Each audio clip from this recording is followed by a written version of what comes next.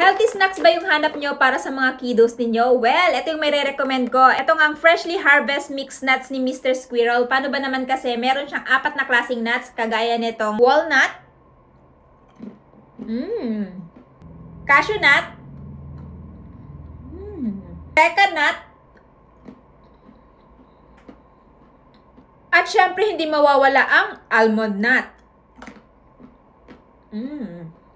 So, yung ginaganda dito guys, kung bibili nyo to, wala na siyang preservatives, wala siyang salt. Yung mismong lasa talaga nito guys is yung mismong nanggagaling sa nuts na freshly harvest. Kaya naman guys, kung naghahanap kayo ng snack na healthy para sa kids ninyo, or di naman kayo snack pang pastime, pang watch ng movies ninyo, naga-outdoor activity. So, highly recommend this one guys. Also, dun sa mga nag-fitness, dun sa mga nag-gym, dahil ito ay high in protein. Kaya naman guys, kung gusto nyo itry itong Mr. Squirrel Freshly Harvest Nuts, ayan, ilalagay ko na lang yung link nito dyan sa Yellow Basket.